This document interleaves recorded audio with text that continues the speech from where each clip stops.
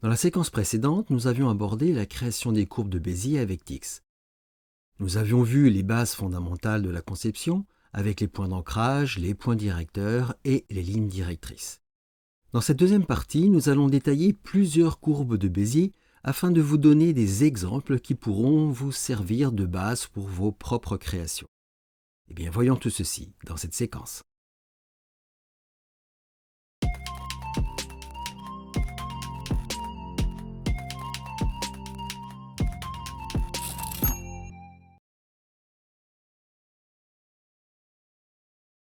Dans un premier temps, rappelons les principes fondamentaux de la construction des courbes de Bézier. Le début de la courbe est défini par un point d'ancrage. La courbure que nous avons ici est déterminée par la position du point directeur, sachant que la courbe est toujours tangente à la ligne directrice. Le segment entre le point d'ancrage et le point directeur est nommé ligne directrice. Et nous avons exactement le même principe à la fin de la courbe. Rappelons aussi que nous avons plusieurs notions importantes pour concevoir les courbes de Bézier. Dans le premier exemple, nous n'avons que des points d'ancrage en point d'inflexion. Cela veut dire que la courbe passe par tous les points d'ancrage mais ne change pas de direction. Nous avons toujours une courbe continue. Pour le deuxième exemple, au niveau du deuxième point d'ancrage, nous avons un point de sommet. Cela veut dire que la courbe passe par le point d'ancrage, mais change de direction. Nous avons donc une pointe à ce niveau-là. Le troisième exemple montre que la courbe possède un segment dans son tracé, entre le deuxième et troisième point d'ancrage. Pour obtenir cela, les deuxième et troisième points d'ancrage ne possèdent qu'une seule ligne directrice du côté de la courbe. Pour terminer ces rappels, évoquons la courbure de la courbe. Cette courbure est déterminée par la longueur de la ligne directrice. Plus la ligne directrice est longue, plus la courbe est tangente à la ligne directrice et plus la courbure est prononcée.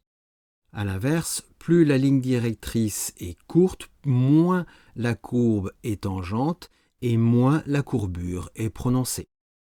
Voilà pour le rappel de ces notions de base pour la construction des tracés des courbes de Bézier. Pour ce premier exemple, nous avons une courbe de Bézier qui n'est constituée que de points d'inflexion. Voici la courbe seule et voici la courbe avec les aides visuelles. La courbe passe par tous les points d'inflexion et vous voyez ici que lorsque les points directeurs sont de part et d'autre de la courbe, eh bien celle-ci forme un S. Nous avons exactement le même principe ici. Les deux points directeurs sont de part et d'autre de la courbe et nous avons bien un S. Vous voyez que cette courbe est extrêmement symétrique. Cela est dû au fait que les points d'ancrage sont placés sur la même horizontale et à équidistance. Et les points directeurs sont aussi placés de façon symétrique par rapport aux points d'ancrage.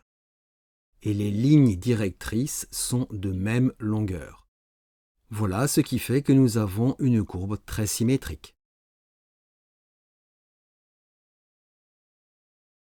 Pour ce deuxième exemple, nous avons une courbe de Bézier en forme de vague.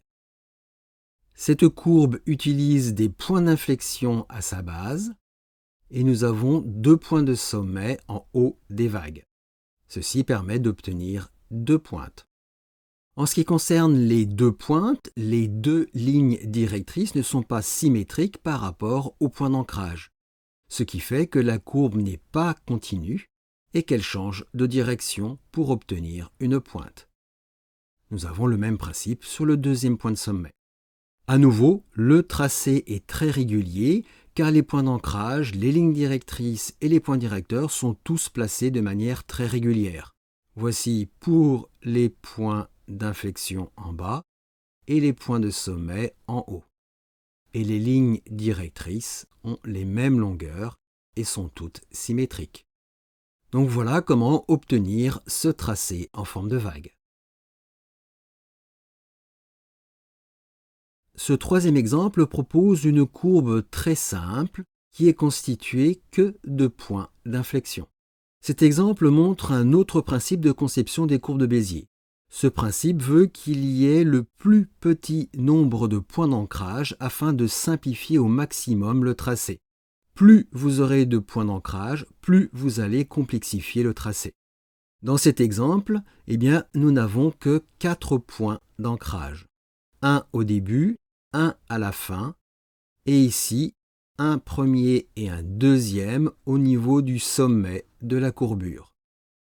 Dans cet exemple, il est parfaitement inutile de vouloir placer un autre point d'ancrage à ce niveau-là, en haut de la courbe, et il en est de même pour le bas de la courbe. Donc voilà comment obtenir un tracé très simple avec seulement 4 points d'ancrage, qui sont 4 points d'inflexion. Voici une autre courbe de Bézier composée qu'avec des points d'inflexion. Nous n'avons que des courbes et aucune pointe. Dans cet exemple, les courbures entre deux points d'ancrage ne sont pas symétriques, car les longueurs des lignes directrices sont différentes et les points directeurs ne sont pas symétriques. Voici pour la deuxième courbure et la troisième courbure.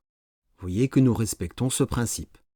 N'oubliez pas que la courbure est spécifiée entre deux points d'ancrage, eux-mêmes constitués des points directeurs et des lignes directrices.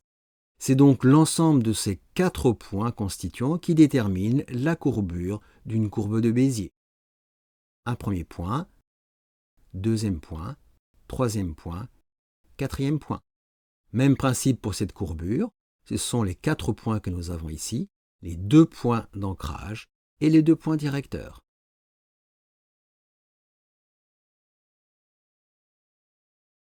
Pour ce dernier exemple, nous avons un tracé très symétrique qui n'est constitué que de 4 points de sommet. Nous les avons ici, ces 4 points de sommet qui constituent 4 pointes. Cette parfaite symétrie est réalisée avec des points d'ancrage parfaitement répartis et de manière symétrique. Les points directeurs sont tout aussi symétriques par rapport aux points d'ancrage. Et les lignes directrices sont toutes de la même longueur. Donc voilà comment obtenir une figure en courbe de Bézier parfaitement symétrique.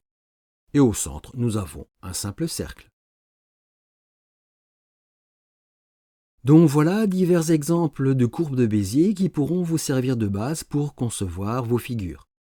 Mais si je puis vous donner un conseil, c'est de toujours commencer par tracer la figure sur papier quadrillé.